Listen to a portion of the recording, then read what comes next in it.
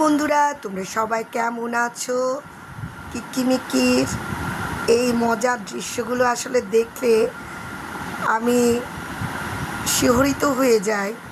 এদের মধ্যে এত ভালোবাসা, এত আন্ডারস্ট্যান্ডিং।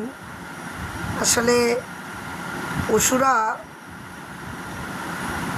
মানুষের মতো অভিব্যক্তি প্রকাশ করতে পারে না ঠিকই, কিন্তু তাদের কার্যকলাপে সেটা বোঝা যায়। এরও প্রেম ভালোবাসা চিনি।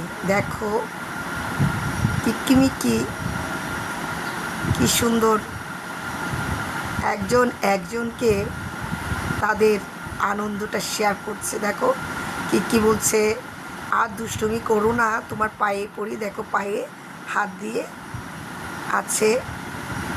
আর মিক্কি বলছে, আচ্ছা ঠিক আছে, আমরা তাহলে পাশাপাশি বসি। কিক্কি তাতে রাজি হলো, কারণ কিক্কি এখন অসুস্থ।